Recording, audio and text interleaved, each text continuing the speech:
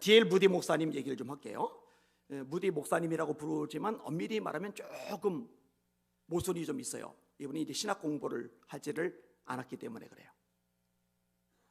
정규 학력 과정이 초등학교 4학년이 다예요. 초등학교 4학년이 다라 보니까 맞춤법이 잘 틀린다고 그랬잖아요. 그런데 이분을 통해서 수백만 명이 전도돼서 예수 믿고 구원받았어요. 이 대단한 인물이죠. 이분은 1837년 2월 7일에 여섯째 아들로 태어납니다. 여섯째 아들이 태어나고 나서 3명을 더 낳았으니까 총 9명 중에 여섯째인 거죠.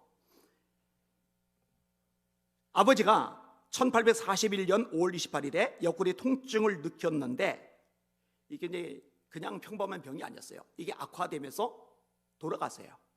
그러니까 집이 가난하죠. 공부를 못하죠. 그래서 초등학교 4학년까지밖에 공부를 하지 못한 겁니다. 어느 날 형하고 길을 걷는데 한 노인이 있어요. 이야기를 거는 거예요. 근데 노인이 이 어린 아이들을 붙잡고 이야기를 건 이유가 뭐냐? 전도하려고, 예수님을 전해주고 싶어서 이 아이들을 붙잡은 거예요. 하나님이 유일한 외아들을 가지고 계시는데 이 외아들을 우리들 위해서 내어주셨단다. 이 외아들이 우리의 모든 죄를 짊어지고 십자가에 죽으셨단다. 이 외아들 이름이 예수님인데 이 예수님을 믿으면 죄산 받고 구원받는단다. 이 복음을 전해준 거예요. 길지도 않아요. 그리고 주머니에서 1센트를 꺼내서 이 두 아이한테 주는 거예요. 뭐 마시는 거라도 사 먹으라고. 가난한 집 아이들이니까 1센트가 소중하죠. 이게 굉장히 인상 깊게 다가와요. 게다가 그 메시지가 마음속에 은은하게 부딪혀 와요. 이 무디는요, 결국 가정 생계의 보탬이 되기 위해서 일을 하러 보스턴으로 떠납니다. 삼촌 밑에서 구두 수선하는 일을 해요. 신발 장사, 그 일을 하기 시작을 해요. 그런데 여기서 정말 복 있는 사람을 만났어요. 킴볼이라는 교회학교 교사입니다. 이 교사는 중년의 남자인데 주일학교를 책임지고 있어요. 근데 이 무디라는 18살 먹은 아이를 보면서 늘 안타까운 마음이 있는 거예요. 관심을 가져줘요. 기도를 해줘요. 하나님의 말씀을 잘 심어주려고 굉장히 노력을 많이 기울여요. 정말 교사를 잘 만났죠. 우리 예수비전교회 교사들이 이런 교사 되시기를 축원합니다. 그리고 어느 날은 성령의 감동을 받아가지고 무디를 제대로 만나서 이야기를 좀 깊이 나눠봐야 되겠다 생각이 들어요. 그리고 그날 무디를 만나서 복음을 제대로 전해주는데 무디가 세월이 지난 다음에 18살 때 자기한테 특별히 찾아와서 복음을 전해주던 킴볼 교사에 대해서 이렇게 회고록을 남깁니다. 들어보세요. 나는 주일 교회학교에 참석하곤 했는데 어느 날 주일학교 선생님이 내가 일하는 가게에 카운터 뒤로 오셨다. 그가 내 어깨에 손을 얹고 그리스도와 내 영혼에 대해 말씀하신 것을 회상한다.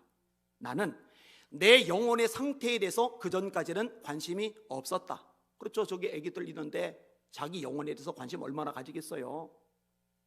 노는 것, 또 먹고 사는 것, 얘는 어려우니까. 그리고 또 이성에 대해서 이런 게 관심이 주로 많이 있겠죠. 나는 내 영혼의 상태에 대해서 그전까지는 관심이 없었다. 나는 속으로 이거는 정말 이상한 일이야.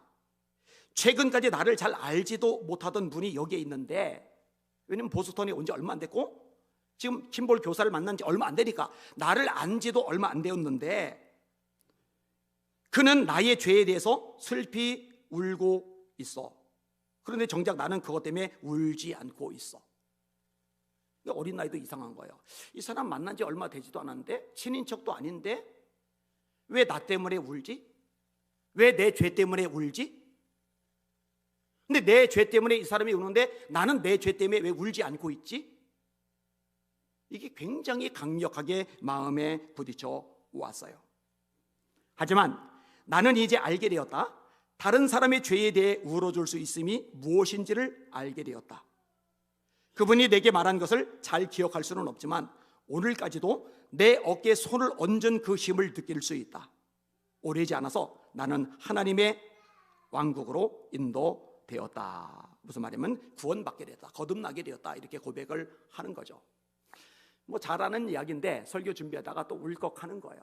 야, 영혼을 뜨겁게 사랑하는 한 중년의 선생님이 진짜 소중한 한 학생을 살려냈구나, 영원한 생명에 이르게 했구나, 위대한 하나님의 종이 될 줄 몰랐을 텐데, 수백만 명을 전도하는 위대한 전도자가 될 줄 몰랐을 텐데, 이 위대한 무디지만 그 뒤에 하나님의 사람 킴볼이 있었던 거죠. 이 무디가요, 얼마나 예수님을 뜨겁게 사랑하게 되었는지 몰라요. 근데 가만히 보니까 이 교회 학교에 멀쩡한 가정 형편인 아이들, 또 먹고 사는 것 괜찮은 아이들은 괜찮은데, 불황아들 있잖아요, 방치된 아이들 있잖아요. 이 애들이 오면은 떠들어요, 장난쳐요, 까불어요, 막 난동을 부려요. 그러니까 환영을 못 받는 거예요. 오히려 돌려보내는 거예요. 가라, 오지 마라, 이러는 거예요. 근데 무디가 보니까 이게 가슴이 아픈 거예요. 저 아이들도 예수님을 만나야 되는데, 저 아이들도 구원받아야 되는데 속이 상한 거예요.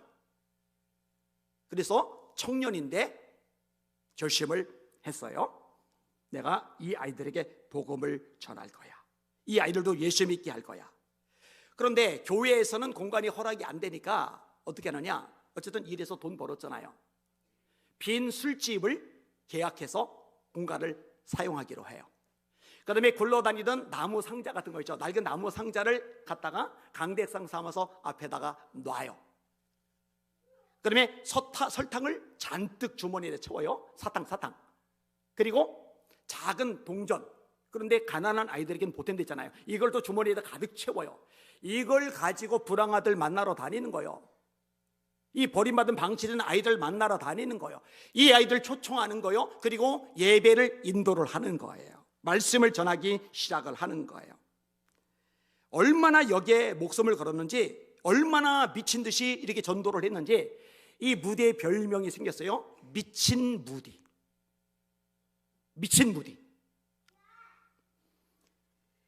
1860년경 무디가 진행하는 이 교회 학교인데요, 교회에서 못하니까 나와서 빈술집에서 했잖아요. 그런데 주일날 여기에 모여들어서 예배드리는 아이들이 몇 명이 되느냐, 1500명이 돼버렸어요. 대단하죠. 그리고 나중에는 이제 유명한 부흥사가 돼서 전국을 돌아다니죠. 영국까지 막 돌아다니죠. 진짜 대역사를 일으켜요. 그래서 3차 대각운동의 중심에 E.T.L. 무디 목사님이 계시다, 이렇게 알려져 있어요. 근데 이 무디 목사님이 한 번은 말씀을 전했는데 영적인 결실이 있었냐고 누가 물어보니까, 두 사람 반이 구원을 받았습니다. 그랬더니 그러면은 어른 둘과 아이 하나가 구원받은 건가요? 왜냐면은 어른들은 표 한 명값, 아이들은 표 살 때 반값 내잖아요, 어린이 표가. 그랬더니 이 무디 목사님이 말해요. 아니요, 아이들 2명과 어른 1명이 구원받았습니다. 아니 왜요? 어른이 한 표 아니에요? 그랬더니 무디 목사님이 재미나는 얘기를 해요. 어른들은 인생을 너무 오래 살아서 남은 시간이 얼마 안 되지만, 아이들은 어릴 때 예수 믿고 거듭나서 구원받은 하나님의 아들, 딸이 되면은 전생애를 하나님 앞에 헌신하며 복음을 전하며 살 수 있으니까 이게 하나고 어른들은 반이다. 한국교회가 그동안 실수했어요. 어른들은 하나 아니면 둘 아니면 셋 취급하고, 아이들은 하나 취급도 안 해요. 반 취급도 안 해요. 3분의 1 취급.